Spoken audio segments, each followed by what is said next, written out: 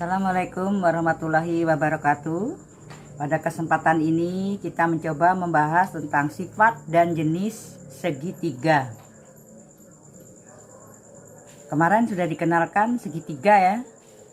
Nah, hari ini kita mencoba membahas sifat dan jenis segitiga.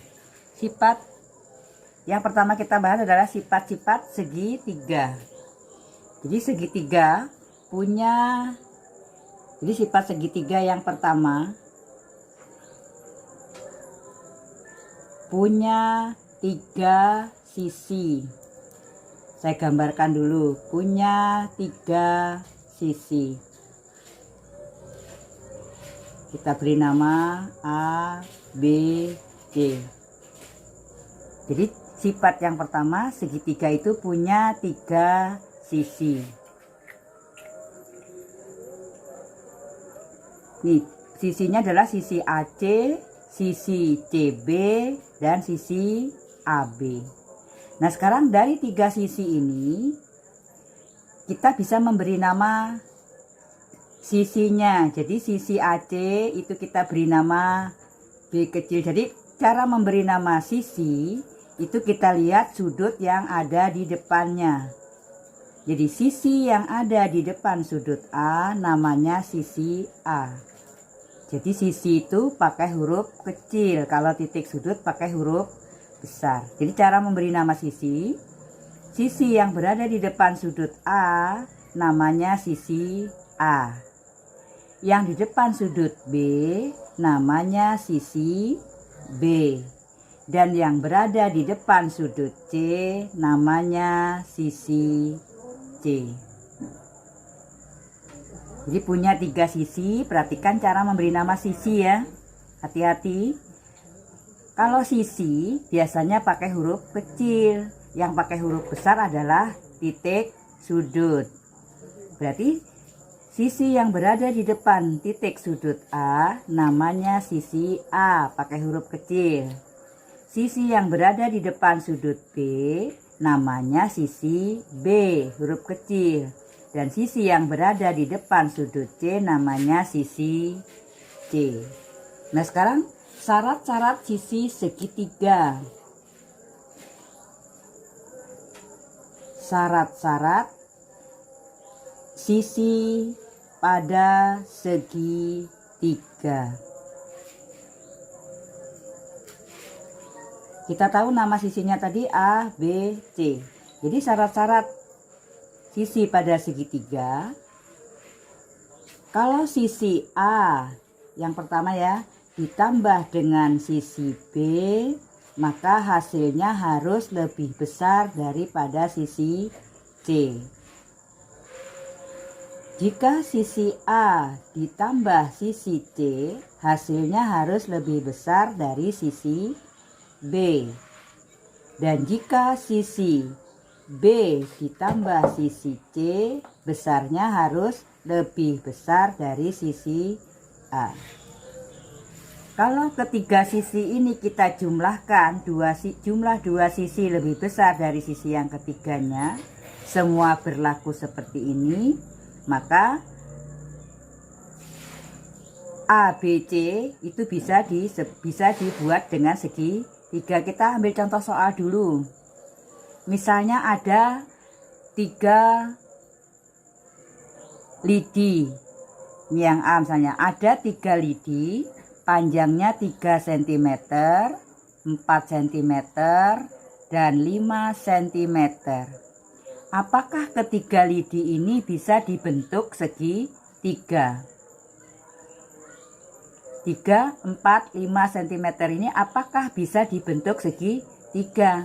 Nah, supaya ketiga lidi ini bisa dibentuk segitiga, berarti ketiga lidi harus memenuhi syarat ini. Kita buktikan dulu.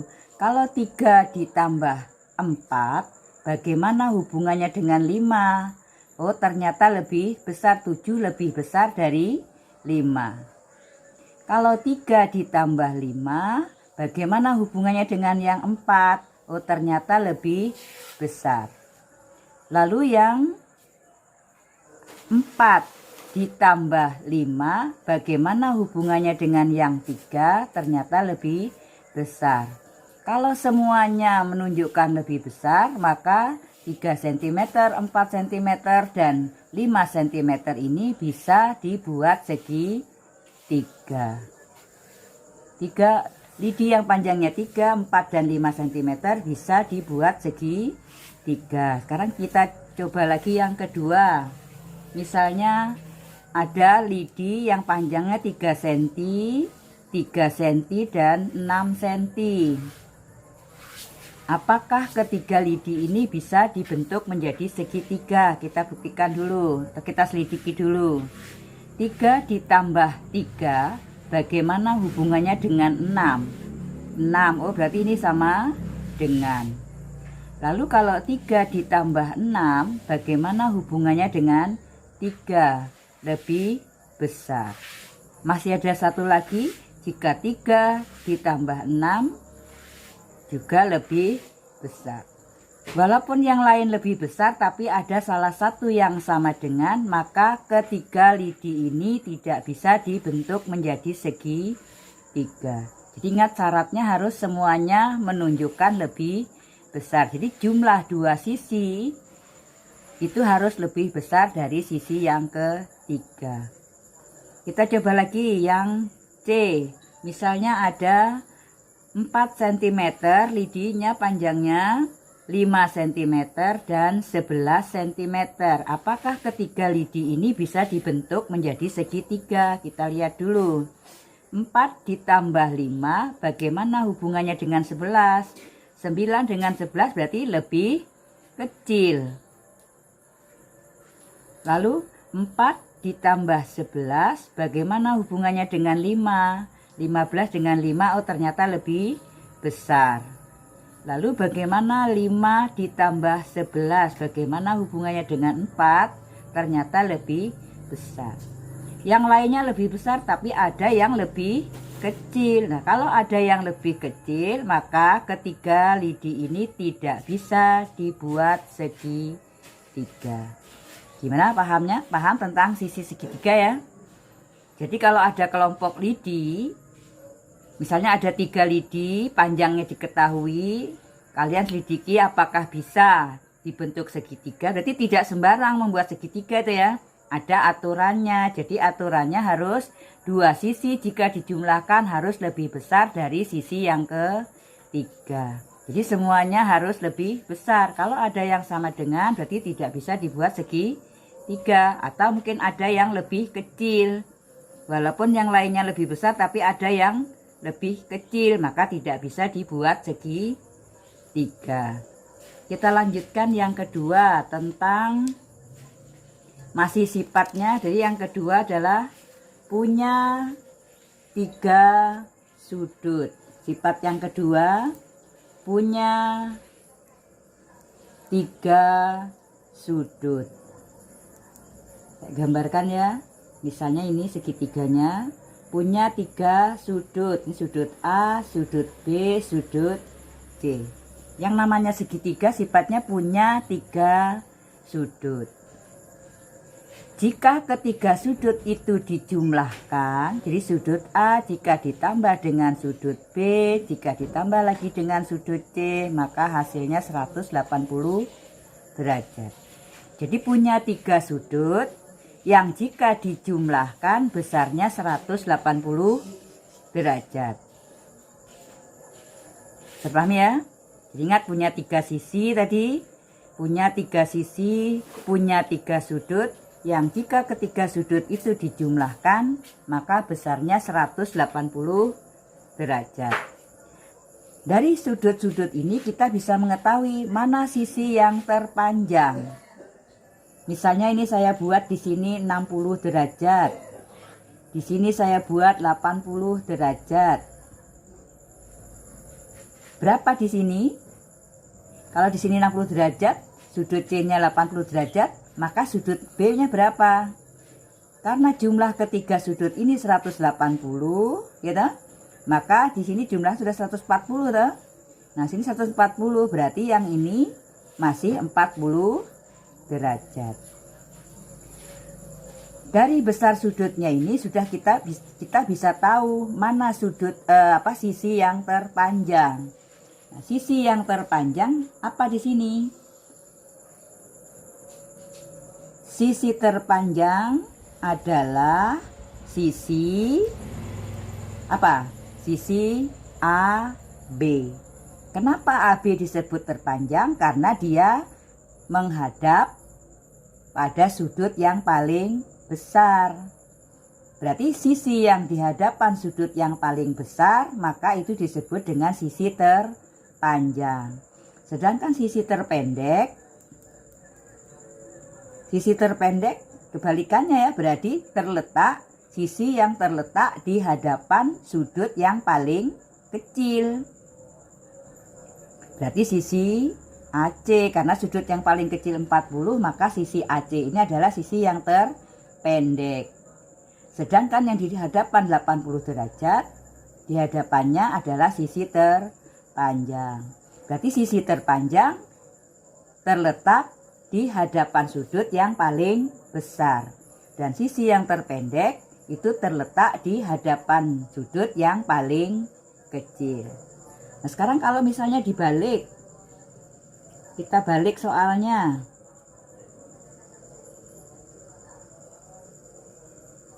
Di sini saya beri 12 cm, di sini 16 cm, di sini 20 cm. Mana sudut yang paling besar? Sudut yang paling besar. Sudut yang paling besar adalah sudut. Jadi sudut terbesar adalah sudut C, gitu? Adalah sudut C. Kenapa? Karena sudut C terletak di hadapan sisi yang paling panjang. Oh, maaf, salah ya. Sudut A, sudut A. Sudut A, karena sisi panjangnya 20 ya. Sudut terbesar adalah sudut A, karena sudut A terletak di depannya sisi yang terpanjang. Sudut yang terkecil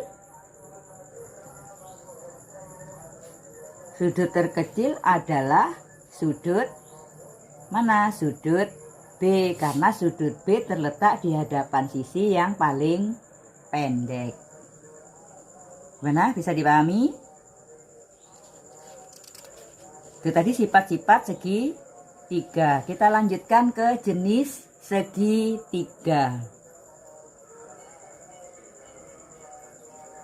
Jenis segitiga. Jenis-jenis segitiga itu bisa dilihat dari dua kemungkinan. Jadi yang pertama, jika dilihat dari panjang sisinya. Jika dilihat dari panjang sisinya, maka jenis-jenisnya ada segitiga sama sisi. Segitiga sama sisi berarti ketiga sisinya sama panjang.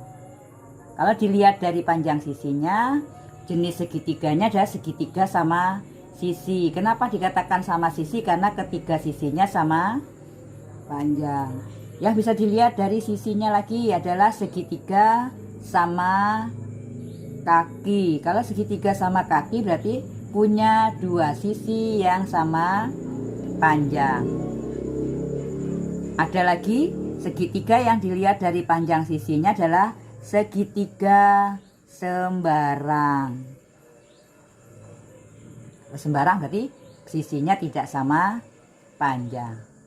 Ingat ya, jika dilihat dari panjang sisinya, segitiga itu digolongkan segitiga sama sisi, segitiga sama kaki, dan segitiga sembarang. Nah, sekarang jika dilihat dari sudutnya, jika dilihat dari sudut, maka jenis segitiganya itu kalau ketiga sudutnya lancip. Lancip kemarin kan sudutnya antara 0 sampai 90 derajat. antara 0 sampai 90 derajat atau kurang dari 90 derajat. Berarti ini sudutnya lancip ini. Tidak sampai 90 berarti dia lancip. Maka segitiga ini namanya segitiga lancip. Segitiga lancip karena ketiga sudutnya lancip. Ada lagi, jika salah satu sudutnya siku. Jika salah satu sudutnya siku, maka ini diberi nama atau jenisnya disebut dengan segitiga siku. Jika salah satu sudutnya tumpul itu lebih dari 90 derajat. Ini tumpul. Kalau yang tadi 90 derajat, jika salah satu sudutnya 90 derajat, ini disebut dengan sudut siku. Kalau sudutnya lebih dari 90 derajat atau disebut dengan sudut tumpul, maka segitiganya disebut segitiga tumpul. Ini jenis-jenis dari segitiga. Gimana? Bisa dipahami tadi? Kita lanjutkan. Yang berikutnya, kita membedakan garis tinggi. Jadi yang ketiga, garis tinggi, garis bagi, dan sumbu simetri.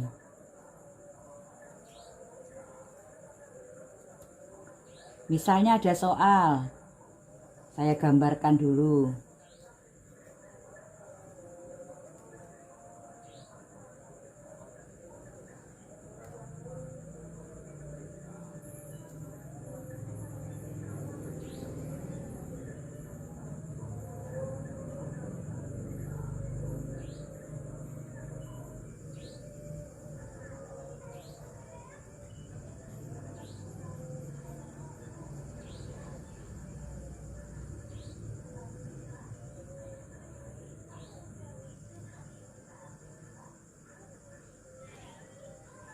Nah, ini ada gambar.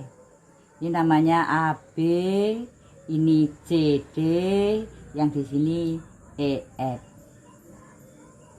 Nah, sekarang mana dari ketiga garis ini yang disebut garis tinggi, mana yang disebut garis bagi, dan mana yang disebut sumbu simetri? Yang pertama garis tinggi. Garis tinggi adalah garis yang membentuk sudut siku-siku dengan sisi segitiga. Kita anukan dulu ya. Jadi yang namanya garis tinggi itu adalah garis yang saling tegak lurus dengan sisi segitiga. Yang namanya saling tegak lurus itu membentuk sudut siku-siku. Garis yang saling tegak lurus dengan sisi suatu segitiga itu disebut dengan garis tinggi.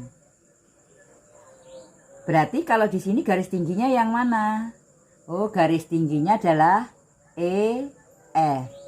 EF garis tinggi. Ingat ya, garis tinggi adalah garis yang tegak lurus dengan sisi segitiga.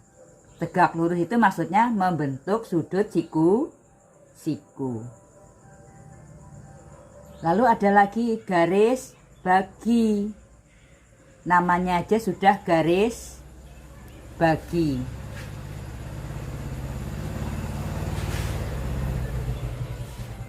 Garis bagi. Garis bagi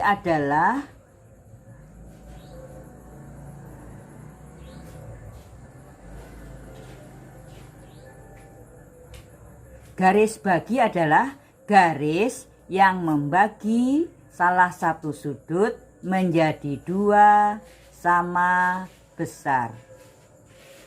Yang namanya garis bagi adalah garis yang membagi salah satu sudut pada segitiga sama besar. Menjadi 2 sama besar. Jadi garis yang membagi sudut sama besar, ini namanya garis bagi. Ini disebut dengan garis bagi. Ingat-ingat ya. Garis bagi adalah garis yang membagi sudut menjadi 2 sama besar. Kalau yang tadi, garis yang tegak lurus dengan sisi, itu disebut dengan garis tinggi. Berarti di sini garis baginya ada enggak? Tidak ada. Enggak ada yang membagi sudut sama besar. Ada lagi yang ketiga, garis berat. Garis berat. Garis berat adalah garis yang membagi sisi menjadi 2 sama panjang. Garis yang membagi sisi, jadi sisi ini dibagi 2 oleh garis ini sama panjang. Garis 2 ini artinya sama panjang ya. Ini disebut dengan garis berat. Jadi pada segitiga itu nanti ada garis tinggi, ada garis bagi, ada garis berat, ya, ada sumbu simetri. Ini namanya garis berat, garis yang membagi sisi menjadi 2 sama panjang. Beda dengan garis bagi ya. Kalau garis bagi, garis yang membagi sudut menjadi 2 sama besar. Garis bagi, ada enggak di gambar ini garis baginya? Oh, ada, garis baginya adalah garis AB. Itu disebut dengan garis bagi.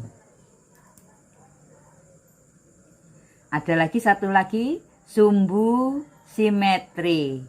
Ingat-ingat sumbu simetri. Sumbu simetri itu cirinya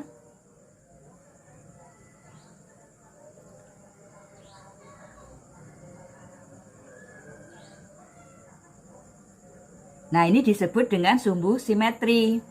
Garis yang tegak lurus dengan sisi dan membagi 2 sisi tersebut sama panjang. Jadi ini garis, dia saling tegak lurus dengan sisi, tapi garis ini juga membagi sisi ini menjadi 2 sama panjang. Ini disebut dengan sumbu simetri.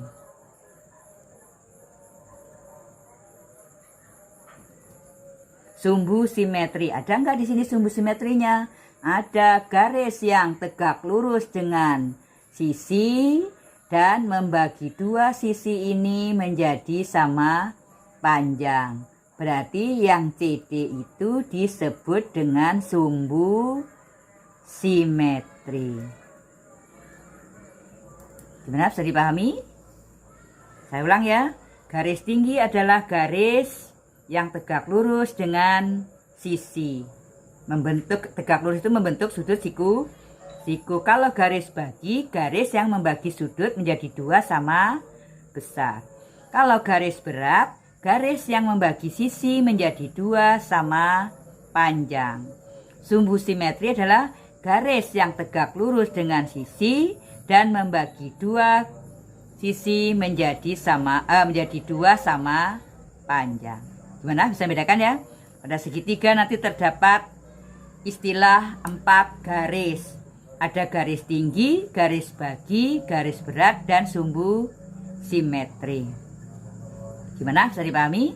Ya, kiranya itu dulu yang bisa saya kenalkan. Jadi yang pertama tadi sifat-sifat segitiga, jenis-jenis segitiga, dan jenis garis-garis pada segitiga. Mudah-mudahan materi ini bisa mempermudah kalian belajar, terutama tentang segitiga. Jangan lupa di like, di share, di komen, dan di subscribe video saya ini. Saya akhiri, assalamualaikum warahmatullahi wabarakatuh.